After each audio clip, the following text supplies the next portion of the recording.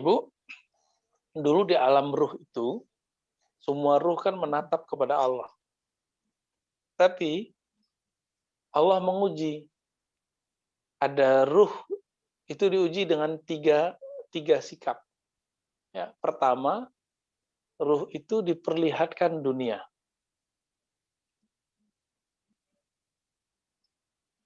Apabila dia menoleh dan tertarik, maka ruh ini kalau hidup, kalau dia terlahir sebagai pencinta dunia, bahkan sebagai orang kafir. Nah, ini alhamdulillah kita terlahir sebagai muslim, dan kita bisalah mengelola cinta dunia dalam hati. Ketika dihadapkan, jadi ada lagi ujian kedua bagi ruh, diperlihatkan surga. Lalu dia menoleh. Maka orang-orang ini jika lahir, mereka akan menjadi pemburu surga, pencinta surga.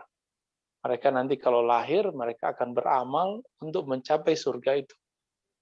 Nah, kebanyakan kita di sini. Kebanyakan kita sangat senang kalau cerita surga, itu sangat normal ya. Tapi ada yang ketiga, tidak menoleh kepada dunia, tidak menoleh kepada surga. Lalu apa yang mereka lakukan? Mereka tetap hanya ingin memandang Allah Subhanahu wa Ta'ala. Nah, maka diabadikanlah dalam Al-Quran, ya, surat Al-Ahqaf, innal ladzina qalu rabbunallah tsumma istaqamu. Sungguhnya orang-orang yang mengatakan Tuhan kami adalah Allah, lalu mereka istiqomah. Maka tidak ada khaufun alaihim walahum yahzanun. Tidak ada rasa takut pada diri mereka, tidak ada rasa hazan, rasa sedih dalam diri mereka. Mereka sudah pasti masuk surga. Tapi surganya lebih tinggi lagi, itu surga mengenal Allah, surga bersama Allah Subhanahu wa Ta'ala. Nah, Bapak Ibu, semoga ruh kita masuk yang ketiga itu. Ya. Atau minimal yang kedua, jangan yang pertama. Ya. Yang pertama gawat. Nah, ketika kita lahir di dunia, maka ada keinginan mengenal, mencari.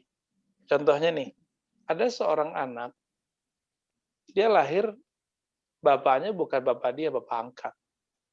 Maka ada ketertarikan dalam dirinya untuk mencari asal-usul dirinya.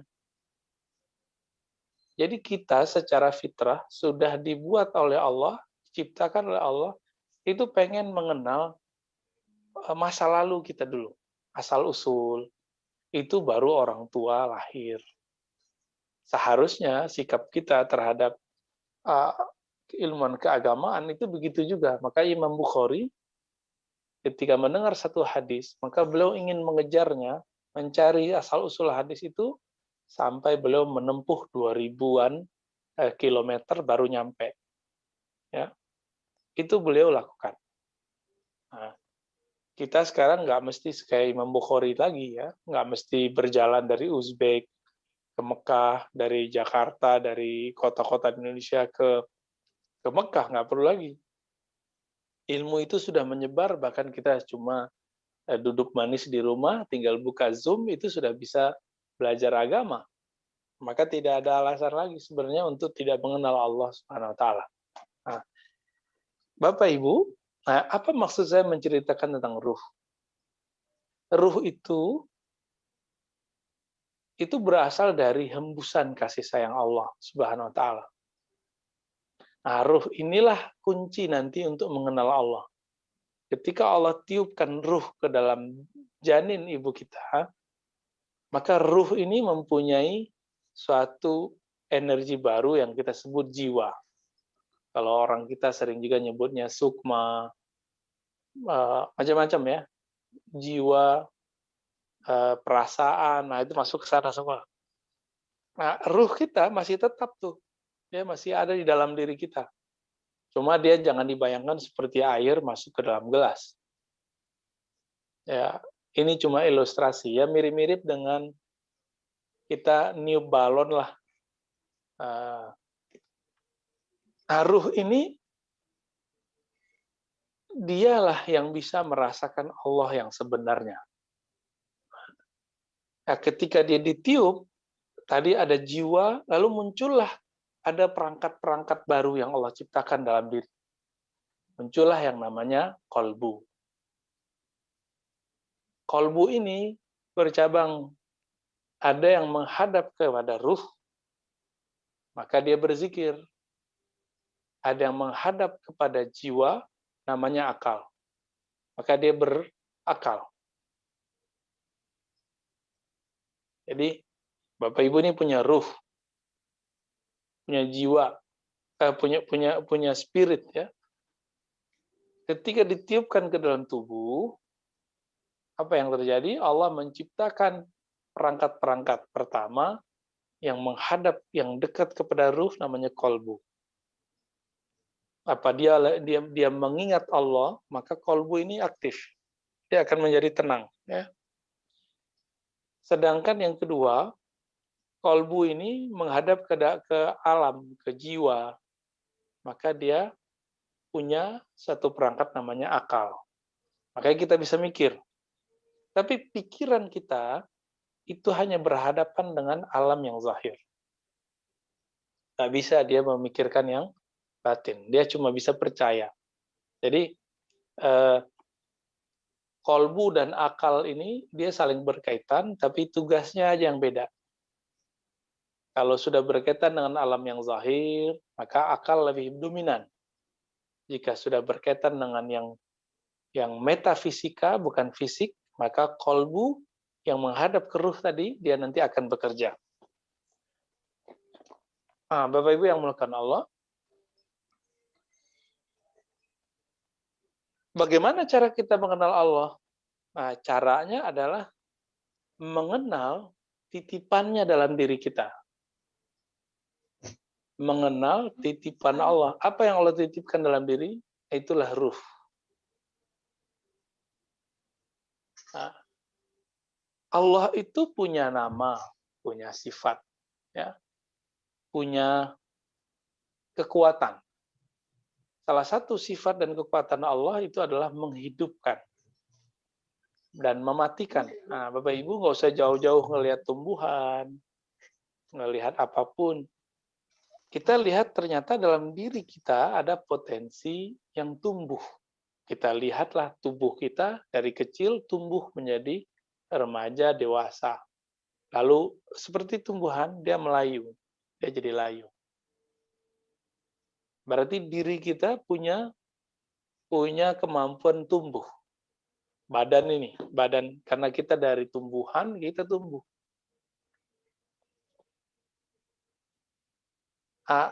Apa kaitan tubuh ini dengan Allah? Kaitannya adalah dengan perbuatan Allah. Bahwa Allah mencipta kita, maka muncullah tubuh ini. Nah, orang-orang yang bercerita tentang ayo kita memandang alam semesta, bertafakur, ini pengenalannya kepada Allah itu baru kepada wujud perbuatan Allah. Nah, ini tingkatan mengenal Allah nih Bapak Ibu.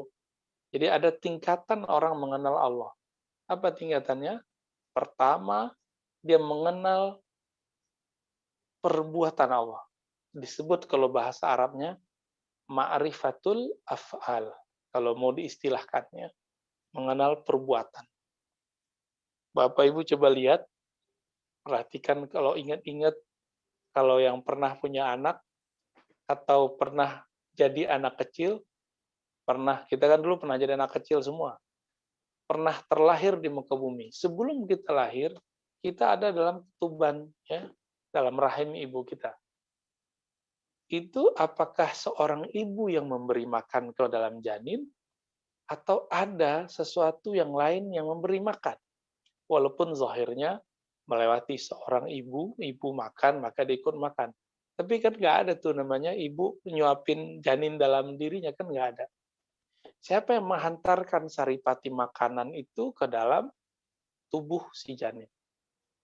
Maka disinilah kita kemudian kalau berpikir mendalam, ketemulah, oh pasti ada perbuatan Allah di situ. Nah, ini disebut dengan ma'rifatul afal, bahwa Allah ada, terbukti nih perbuatannya. Nah, saya sering mencontohkan, kita dari kecil sampai sekarang dewasa, lalu kemudian mulai jadi tua, itu kan kita nggak bisa menahan. Ini bukti paling kuat bahwa perbuatan Allah itu mutlak. Allah jika berkehendak apa saja, nggak ada yang bisa nahan. Ya, nggak ada yang bisa nahan. Jadi kita menahan ketuaan ini nggak bisa. Dia datang. Jadi walaupun kita bilang, saya nggak pengen tua, saya pengen tetap muda, saya pengen merasa muda. Itu nggak bisa. Kenapa? Karena Allah jika sudah berkehendak, cukup mengatakan kun. Nah inilah yang dikatakan dalam akhir-akhir surat Yasin. Ya. Allah jika berkehendak, maka berkata kun. Hendaklah engkau menjadi ada. Nah, mengenal Allah dalam tataran ini, Bapak Ibu, disebut dengan mengenal perbuatan Allah. Bahwa Allah sangat absolut terhadap diri kita. Ya. Tapi kita diberi hak untuk memilih. Nah, maka kita diberikan akal. Akal ini kemudian berpikir, ini siapa yang menggerakkan? Akal ini kemudian mencoba berkontemplasi, siapa yang membuat aku terlahir, jadi anak-anak, remaja, dewasa, lalu tua. Nah, inilah yang kita katakan Allah. Maka sebutan Allah itu adalah pengakuan terhadap perbuatan-perbuatannya. Nah, ini yang dikatakan tadi dalam doa kita, dalam zikir kita, raditu billahi rabbah. Aku ridho bahwa Allah adalah Rabbku. Ini kalau dipraktekkan ke corona hari ini, Bapak Ibu, walaupun secara zahir, corona itu disebarkan oleh ahli-ahli tertentu, di lab tertentu, tapi dia hanya terjadi dengan izin Allah. Nah, masalahnya sekarang, kita percaya nggak bahwa Allah mengizinkannya? Tapi ada rumusannya, Bapak Ibu. Tidak semua yang Allah izinkan itu Allah ridhoi. Allah mengizinkan adanya orang kafir, tapi Allah tidak ridho kepada orang kafir. Allah izinkan ada orang-orang yang musyrik, ada kesyirikan, tapi Allah tidak ridho kepada orang yang musyrik itu. Nah, jadi level pertama mengenal Allah ini sangat mudah sekali. Kita nggak bisa menahan ketuaan ini, Bapak Ibu. Kalau bagus masih muda banget lah ya. Kita nggak bisa, nanti juga mungkin udah mulai ada ubanan ya. Bapak Ibu yang lain itu sudah banyak tuh ubannya. Kita nahan satu ubannya nggak bisa, Bapak Ibu. Coba tahan tuh ubannya.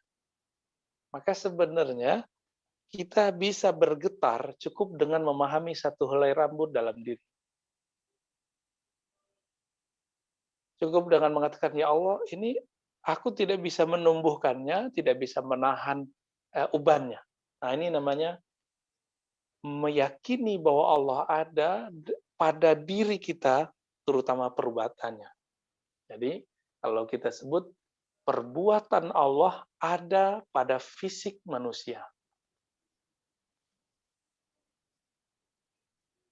Jadi, fisik manusia, fisik alam semesta ini perbuatan Allah semua. Nah, dari sinilah muncul nama-nama Allah.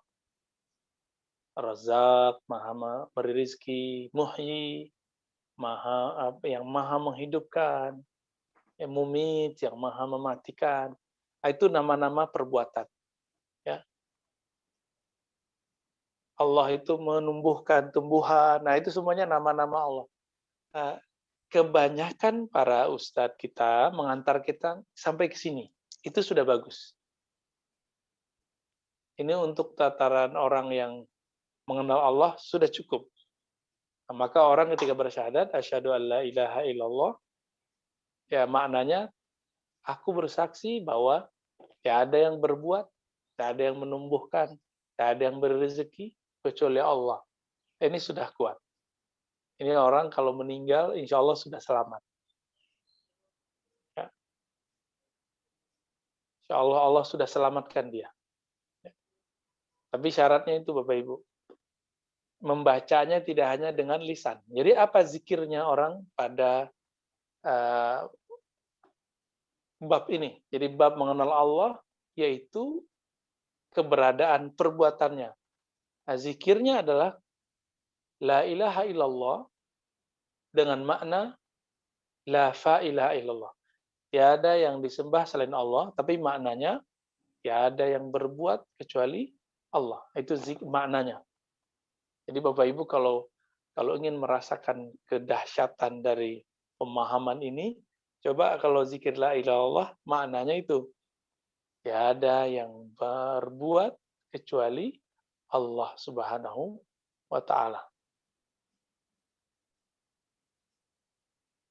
Nah, inilah yang diajarkan oleh masyaikh, guru-guru kita dari dulu ya. Nah, banyak ustadz-ustadz juga sama mengajak kita kontemplasi, bermuhasabah, itu di sini. Rata-rata mainnya di sini. Nah, Bapak Ibu, tapi Allah Ta'ala memandang bukan ke tubuh ini. Kemana Allah memandang? Allah memandang ke dalam kolbu. Jadi kita ini punya rumah, punya mobil, punya emas, punya emasnya juga ya, punya mbaknya, semuanya kita punya. Tapi Allah nggak pandang itu. Maka kemuliaan makhluk dengan rumah banyak, rumah luas, dengan emas, dengan segala macam, itu Allah nggak pandang. Yang Allah pandang apa? Di kolbunya merasa apa? Maka ada yang disebut dengan ma'rifatul asma. Ma'rifatul asma. Asma itu jamak dari ism, artinya nama. Nama-nama Allah.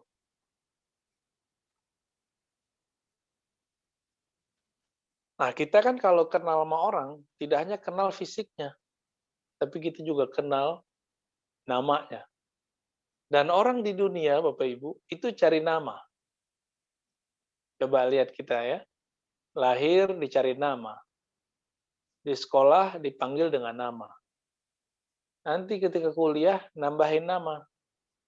Insinyur, dokter, sarjana, magister, ya kayak gitu. Semuanya itu nambah nama. Jadi untuk level manusia, nama itu penting. Apalagi di sisi Allah, maka nama itu sangat penting. Jadi untuk mengenal Allah dengan kalbu, maka caranya adalah mengenal nama. Ini sudah naik level. Tadi melihat perbuatan Allah. Ini pasti ada yang berbuat nih, ya. Pasti ada yang menumbuhkan ini. Maka namanya apa? Namanya siapa? Nah, nama inilah yang kemudian tertuang dalam Al-Asma'ul Husna. Jadi Asma'ul Husna. Nama-nama yang indah. Nah, inilah yang terdapat dalam surat Al-Isra, seingat saya ayat 180 ya. Walillahil asma'ul husna.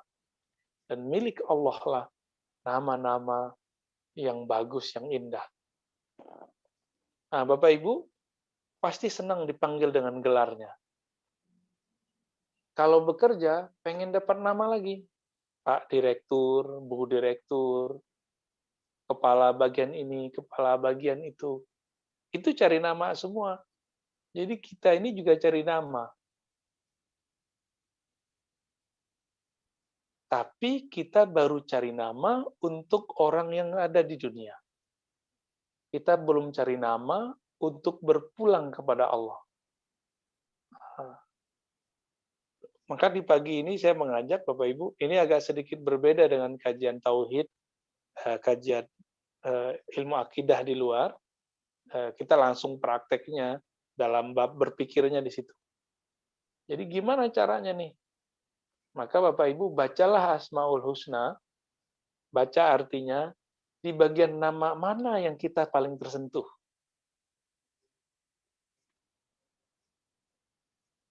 Nah, pasti nanti udah nyobain tuh ya. Coba lihat makna Asmaul Husna, di bagian mana kita paling tersentuh. Baca namanya, baca artinya. 99.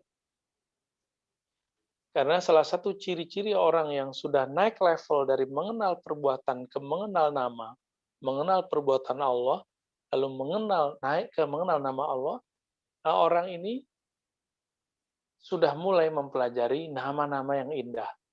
Jadi sangat tercela jika ada seorang mukmin tidak membaca, tidak menghayati, tidak mewiridkan Asmaul Husna. Ini tercela. Jadi tiap hari Bapak Ibu, di sela-sela kesibukan kita, kalau bisa ada Asmaul Husna yang kita amalkan, kalau bisa semuanya, kalau enggak salah satunya kita ambil.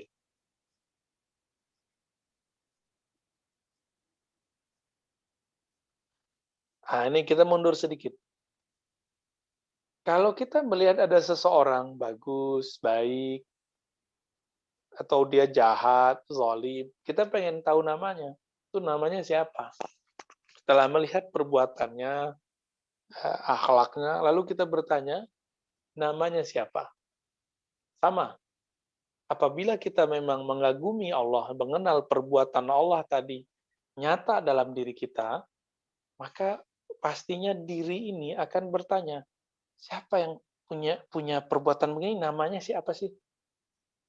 Saya kalau lagi senang seseorang, misalnya Bapak Ibu waktu remaja dulu senang seseorang, yang mungkin ada yang jadi pasangannya sekarang, ada yang bukan, ya. Itu pasti penasaran itu namanya siapa sih? Gitu. Kita senang dengan seorang penceramah nih di luar atau orator, motivator, kita cerita namanya siapa. Lalu ada orang yang mengenal namanya, itu langsung berkenalan dia kepada yang punya perbuatan, yang punya nama. Tapi kan nggak semua orang punya akses itu. Seperti Nabi Muhammad bisa, kita belum tentu bisa. Nah, disinilah perlunya seorang guru, seorang murabbi, seorang syekh, mursyid, yang membimbing kita mengenalkan nama. Ini loh namanya Allah. Gitu. Nama dari semua itu terpusat pada Allah. Atau ya Hayyu, yang maha hidup, yang maha mengurus hambanya.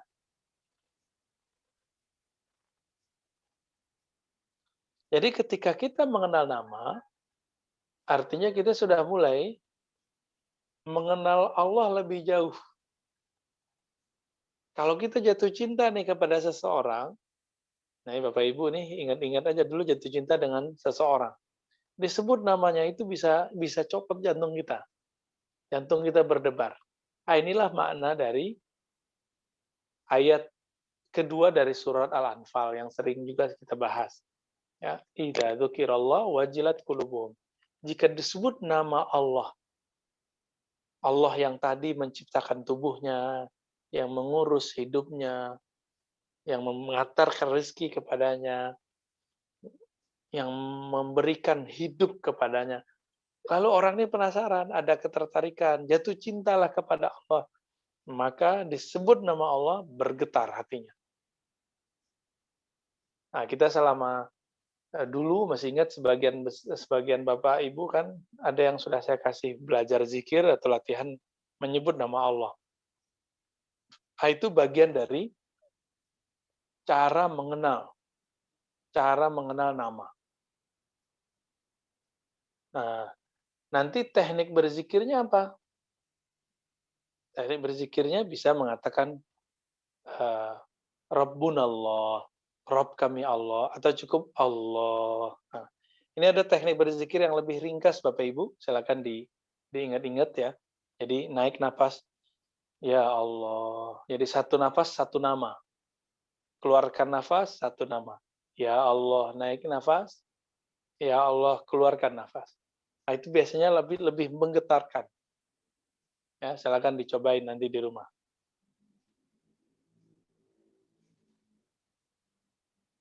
Nah, Allah Ta'ala menyimpan nama-nama itu sebenarnya disimpan di kolbu kita. Nah, sekarang kita maukah mengaktifkan nama itu di dalam kolbu ini? Apabila Bapak Ibu mengaktifkan nama Allah dalam kolbu ini, di saat itulah Allah mau memandang kolbu. Dan Allah memandangnya dengan ridho. Coba bayangkan, kita punya pasangan kita dalam hatinya nggak suka sama kita, nggak kepikiran sama kita, nggak rindu sama kita, kan kita nggak ridho. Maka sekarang coba dianalogkan. Kita mengatakan cinta kepada Allah, suka kepada Allah, tertarik kepada Allah, mengenal Allah, tapi di kolbu bukan, nggak ada nama Allah. Itu sebabnya latihan yang lama tolong dihidupkan lagi, menyebut nama Allah dalam kolbu. Supaya nanti apabila Allah memandang kolbu kita, itu yang terpandang oleh Allah, ada namanya di dalam kolbu. Betapa ridhonya Allah, senangnya Allah melihat di kolbu ini dan ada namanya. Yang di kolbu itu Bapak Ibu itu permanen. Kalau ada orang hafal Quran, hafalan bisa hilang. Saya merasakan sendiri, ya. Hafalan kalau nggak diulang-ulang, hilang, ya. Walaupun ada metode menghafal 40 hari, itu terburu-buru, nggak ikut sunnah Nabi. Sunnah Nabi menghafal itu ya bertahap. Tapi walaupun udah bertahap, kalau nggak diulang, nggak direview, nggak ditakrir, nggak dibawa sholat, itu hilang.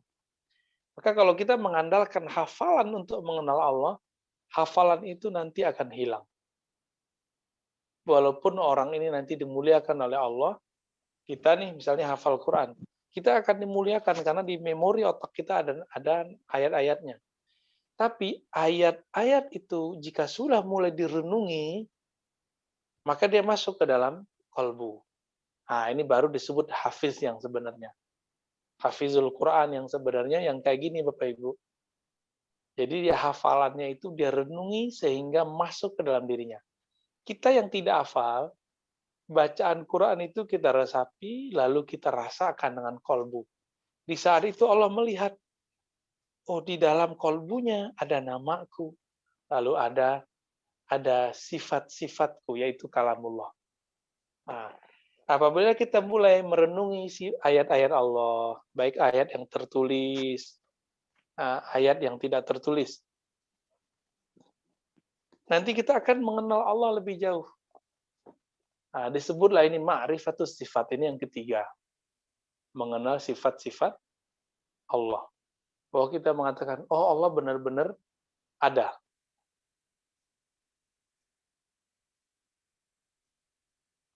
Tapi Bapak Ibu, baik yang pertama mengenal perbuatan, yang kedua mengenal nama, yang ketiga setelah dirasapi mengenal sifat, semua itu dia masih terbatas. Kenapa terbatas? Karena dia hanya berurusan dengan sesuatu yang belum masuk kepada inti dari ma'rifatullah. Jadi mengenal perbuatan Allah, mengenal sifat dan nama Allah, itu masih biasa. Nah, para nabi dan para kekasih Allah wali, itu mereka diberi tugas oleh Allah untuk mengenalkan makhluk bukan hanya sekedar nama. Contohnya gini nih, Bapak Ibu ingin kenal seseorang, tapi yang dikasih cuma namanya, cuma fotonya, cuma videonya, nggak ketemu-ketemu orangnya. Kita gergetan. Kalau kita mau dekat atau seseorang ingin menikah, masa menikahi fotonya, masa menikahi videonya, kan nggak. Atau misalnya kita mengenal dari perbuatannya, Allah kirim rezeki, itu nggak cukup. Ruh kita nanti akan minta lain. Maka ada yang keempat, ma'rifatuz zat, mengenal zat Allah. Nah, cuma karena mengenal zat Allah ini telah Allah kunci, kita tidak masuk kepada mengenal zat. Jadi nggak boleh kita mengatakan kita mengenal zat Allah. Lalu gimana caranya? Mengenal zat Allah ini dikembalikan dibalik mengenal hakikat diri kita. Karena yang betul-betul mengenal Allah itu cuma ruh yang dulu pernah menyaksikan Allah di alam ruh.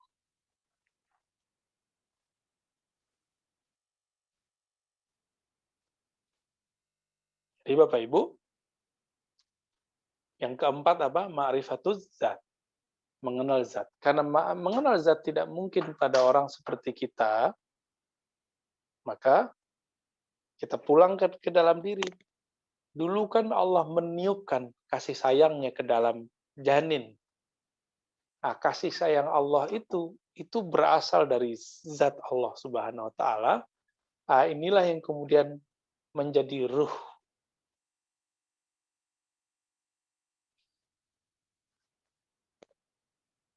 Nah, cukup dengan mengetahui ini Bapak Ibu, itu sudah awal dari mengenal yang sebenarnya. Ya, bahwa saya meyakini bahwa ruh saya ditiupkan oleh Allah Subhanahu wa taala. Dengan apa? Dengan rahmatnya. Itulah sebabnya kenapa ruh disebut ruh. Karena ruh itu ada akar kata yang mirip dengan kata rahmah, ya, raha, keluasan, kasih sayang, ya. Itu artinya. Nah, Bapak Ibu, ketika seseorang meninggal, seperti yang saya katakan tadi, itu mesti berpulang semua. Ya mohon maaf, kalau tubuh kita mati dan tidak dipulangkan ke tanah, tubuh kita membusuk. Jiwa kita tidak dilepas. Jadi jiwa ini tertahan oleh utang, oleh nyakitin orang. Jadi kalau Bapak Ibu nih pernah nyakitin orang, itu jiwanya tertawan. Dia nggak bisa terus masuk ke alam barzah. Ya, dihadang terus. Makanya Nabi mengatakan, jika ada seseorang yang meninggal, lalu dia punya hutang, maka harus ada keluarga yang menjaminnya. Kalau tidak, ini dia gantung terus. Jiwanya nggak bisa jalan, nggak bisa lanjut. Sedangkan yang ketiga, ruh. Jadi kalau tubuh badan nggak dikubur ke tanah, nggak dipulangkan ke tanah, dia busuk. Jiwa kalau nggak dipulangkan ke tempatnya, yaitu alam barzakh, maka dia akan tersiksa. Ruh juga sama. Ruh ini jika dia tidak mengenal sumber yang meniupkan kasih sayang itu ke dalamnya, maka dia tidak akan berpulang kepada Allah Subhanahu wa taala. Jadi cukup Bapak Ibu yakini dan rasakan saja bahwa ruh kita itu berasal dari tiupan Allah. Maka dia akan kembali kepada Allah. Nah, dan ini sampainya di Ma'rifatuz Zat. Jadi dulu di zaman Nabi ada orang Arab, orang Yahudi tapi berbahasa Arab. Mereka bertanya, "Wahai Muhammad, apa itu ruh?" Lalu Nabi SAW terdiam sejenak karena wahyu turun, lalu menjawab, "Yas'alunaka 'anir ruh." Mereka bertanya kepada engkau, hai Muhammad, mengenai hakikat ar-ruh. Lalu Nabi diperintahkan menjawab, "Qulir ruhu min amri Rabbi." Katakan roh itu adalah urusan Allah. Amrullah, ya, perintah Allah, atau boleh disebut juga hembusan Allah. Wa ma utitum minal ilmi illa qalila. Kamu tidak diberi ilmu mengenai itu kecuali sedikit. Tapi saya sudah sering jelaskan, sedikit ini di sisi Allah, sedikit di sisi Allah itu banyak. Itu sebabnya Bapak Ibu, kita hanya sampai di situ bisa menjelaskan. Sebenarnya ada penjelasan lebih mendalam lagi, apa itu ruh, hubungannya dengan Allah yang meniupkan. Tapi saya tidak boleh menjelaskannya di majelis Zoom. Ya, itu majelisnya harus langsung, karena nggak nyambung nanti. Ada hubungan ruh itu dengan Allah yang meniupkan, ruh seperti apa, itu ada ilmunya juga. Insya Allah kalau umur kita panjang nanti, kalau ketemu kita jelaskan. Nah inilah cara merasakan, memantapkan bahwa Allah itu ada, itu dimulai dari mengenal diri, muncullah nanti tingkatan-tingkatan mengenal keberadaan Allah Subhanahu wa taala. Kira-kira begitu, Pak Mas, Bapak Ibu. Silakan kalau ada yang mau ditanyakan ya. Saya tutup dengan satu ayat yang sering kita baca, Qul huwallahu ahad. Katakanlah dia Allah. Huwa di situ artinya dia yang wujud, yang ada. Dialah bernama Allah dan dia bersifat ahad, ya. Maha Esa. Allahu Somad, Allah tempat bergantung, semua yang ada di alam semesta itu bersumber dari perbuatannya, namanya, sifatnya, dan zatnya. Semua itu akan kembali kepada Allah, ciptaan yang zahir kembali kepada perbuatan Allah. Kolbu akan kembali kepada nama Allah. Begitu juga sifat Allah. Maka ruh kita, dia harus kembali kepada tiupan zat Allah Subhanahu wa taala. Nah, inilah makna dari innalillahi wa inna ilaihi raji'un. Kita dari Allah, milik Allah, akan kembali kepadanya. Yang kembali itu bukanlah jiwa, tapi adalah ruh yang mengatakan, yang percaya, menerima Allah itu ada. Kira-kira begitu, Pak Mas. Silakan kalau ada yang mau didiskusikan. Baik, Ustaz, terima kasih. Baik, Bapak Ibu, kita sudah dengarkan selama lebih kurang 45 menit tadi ya. Dipersilahkan Bapak Ibu kalau ada yang mau ditanyakan atau diklarifikasi barangkali tentang yang Ustadz terangkan tadi, silakan di-unmute, dibuka speakernya, kemudian langsung bertanya, nunjuk dulu biar saya lihat siapa yang duluan. Assalamualaikum warahmatullahi wabarakatuh. Ya, Bu Mon, silakan. Bapak Ibu yang dirahmati Allah, alhamdulillah saya pagi ini bisa bergabung dengan Bapak Ibu kembali. Kami Ibu Nasir, Pak, ingin sekali bergabung karena kemarin tidak bisa bergabung karena kondisi. Sekarang dengan adanya Zoom saya bisa bergabung. Terima kasih atas kesempatannya. Bapak Ustadz yang kami hormati, kami ada yang ingin ditanyakan. Silakan, Bu Karena Nasir. ada orang yang bagaimana dengan orang yang telah mengikuti asuransi jiwa, yang mana mungkin dia masih punya utang banyak, tapi dia tiba-tiba meninggal dan kemudian lunas. Bagaimana dengan hukumnya asuransi jiwa itu? Terima kasih. Assalamualaikum warahmatullahi wabarakatuh. Ya, asuransi dibolehkan karena termasuk dalam hukum saddu dzariah, preventif namanya. Jadi, seandainya nanti orang ini terjadi apa-apa pada dirinya, lalu ada jaminan. Nah, walaupun ada di sana-sini ustadz yang membid'ahkan, mengharamkan, menganggap riba, itu karena si ustadz tidak mampu mendefinisikan asuransi dengan baik. Karena hukum itu bersumber dari asumsi. Asumsi ini melahirkan definisi yang benar. Nah, asumsi dia tentang asuransi kurang tepat. Termasuk BPJS itu kan asuransi kecil-kecilan lah dari pemerintah. Itu masuk ke sana. Ya. Nah, kalau asuransi jiwa ini skalanya lebih besar lagi. Ya barangkali mungkin dia punya utang, dengan adanya asuransi maka terjamin. Jadi berasuransi jiwa itu boleh, silakan ya. Kaitannya nanti dengan keselamatan jiwa kita ketika masuk ke alam barzakh. Ya, lanjut. Terima kasih. Ya, baik, silakan Pak Akib ya. Di-unmute dulu, Pak.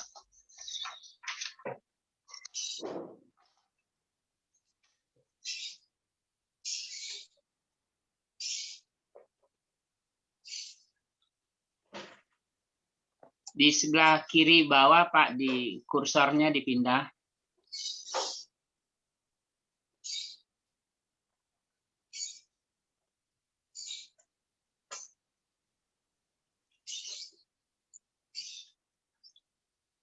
Sebelah kiri bawah, Pak Akib, kursornya di-unmute.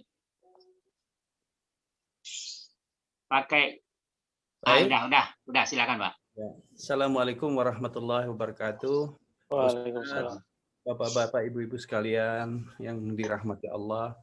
Jadi kalau ada orang yang mukmin mengaku beriman dan Islam, apakah ada juga ruhnya itu tidak mengenal Allah? Jadi kemudian ruh yang tadi belum atau tidak mengenal Allah itu, kalau dia meninggal, apakah itu disebut dengan ruh yang gentayangan itu? Tidak bisa kembali kepada Allah. Iya. Ya, terima kasih Pak Ustadz. Assalamualaikum warahmatullahi wabarakatuh. Benar Pak Dr. Akib. Nah, ini beda dengan gentayangan hantu ya. Kalau hantu itu, hantu kan bahasa kita menyebut makhluk gaib yang dalam bahasa Al-Quran disebut jin. Jadi hantu kayak kuntilanak, genderuwo itu ada Bapak Ibu. Pocong gitu ya. Itu emang ada. Tapi itu bahasa Indonesia. Kalau orang Arab nyebutnya umusibian, nyebutnya macam-macam lah istilah orang Arab, setan, ya, jin. Ketika ruh itu tidak mengenal Allah, sama dengan, jadi dia berarti nggak punya fasilitas untuk kembali. Seperti sebuah tubuh yang dia tidak punya keluarga. Dia nggak punya keluarga, meninggal, nggak ada yang urus, membusuk di atas bumi. Karena dia tidak dikembalikan ke bumi. Maka ruh ketika dia tidak mengenal Allah, bahwa Allah lah yang meniupkan dia, bahwa dia berasal dari hembusan Allah. Ruh ini nanti itu akan mencari kemana-mana. Jadi dia bukan gentayangan jadi hantu, Pak.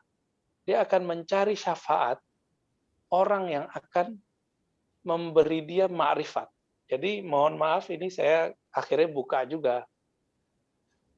Orang mencari ma'rifat, ilmu mengenal Allah itu tidak hanya di dunia ini Bapak Ibu. Jadi dalam dua kitab yang saya baca, kitab Bahjatul Talibin, yaitu kitab akidah, dikarang oleh Al-Habib Zain, salah satu pemimpin Rabithah Alawiyah di dunia. Kemudian ada Syekh Abdullah Faiz Daristani, itu sepakat mengatakan sebuah kalimat. Ketika ruh tidak sempurna, tidak cukup mengenal Allah di bumi, maka ketika dia meninggal, di alam barzakh dia sedang mencari siapa yang akan mengajarkan dia ma'rifat. Mengenalkan dia kepada Allah. Tapi bukan ibadah lagi. Dalam artian ibadah beban, tugas. Jadi kalau bahasa Arab itu tugas kita, sholat 5 waktu, itu namanya taklif Bapak Ibu. Dikerjakan berpahala, tidak dikerjakan dosa. Nah, di atas taklif ini ada namanya ta'rif. Kalau taklif menjalani beban. Kalau ta'rif itu mencari pengenalan lebih jauh. Nah, karena kita di dunia ini, seperti Bapak Ibu, mencari guru supaya mengenal Allah. Sama, nanti di alam barzakh juga begitu. Kita akan mencari orang yang akan mengenalkan kita kepada Allah. Tapi bukan bab ibadah. Dia babnya bab ta'rif, bab mengenal. Kita kalau ke ibadah di dalam kubur, itu nggak dapat pahala lagi. Dia cuma ingin mendekat kepada Allah. Inilah yang dikatakan Nabi Muhammad, bahwa aku melihat Nabi Musa sholat di kuburannya. Nabi Musa sholat, apakah cari pahala? Kan enggak. Apa yang beliau lakukan? Beliau sedang ingin mentambah dekat kepada Allah Subhanahu wa Ta'ala. Itu sebabnya Bapak Ibu, kesempurnaan para nabi terdahulu itu terjadi di malam Isra-nya Nabi. Ketika Nabi Muhammad menjadi imam, lalu mereka mengenal, oh ini toh Muhammad. Karena Nabi Muhammad lah kami ada. Karena Nabi Muhammad lah kami diutus. Karena Nabi Muhammad lah kami dimuliakan. Karena itu maka nabi-nabi yang tadinya juga, jadi para nabi itu juga ingin mencari kesempurnaan. Kesempurnaannya dalam malam Isra dan Mi'rajnya Nabi Muhammad SAW. Nah, kita juga begitu. Jadi kita akan mencari kemana-mana, itulah gentayangan ruh. Nah, mencari apa? Mencari ilmu ma'rifatullah. Nah, Bapak Ibu pernah nggak didatangin orang yang sudah meninggal? Itu hakiki, itu dia asli, Pak. itu bukan halu, bukan khayalan, itu asli.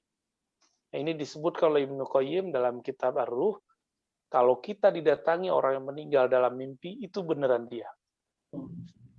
Iya. Nah, nanti kelihatan ya, ini orang ada masalah apa, siapa tahu dia minta maaf. Kadang dia bisa, kalau dia waliullah, Bapak Ibu, dia bisa ngobrol sama kita. Tapi kalau dia bukan wali Allah, kalaupun ngobrol nggak nyambung. Ya. Karena wali-wali Allah itu, Allah izinkan mereka beraktivitas di alam lain. Nah, jadi Bapak Ibu, karena semua kita pasti mati, pasti melewati masa-masa itu semua, ruhnya coba dimantapkan dalam hati bahwa ruhku adalah tiupan Allah, ya, dan akan kembali ke dalam tiupan Allah. Nah, insya Allah ini modal nih ketika nanti mau kembali. Insya Allah, ya Allah. Kasih Ustaz. Gitu Pak Dr. Akib. Terima kasih Biar Pak Ustaz. Terima kasih Pak biar Mas. gak gentayangan. Amin. Barakallah. Wa iyyakum. Terima kasih. Sama-sama.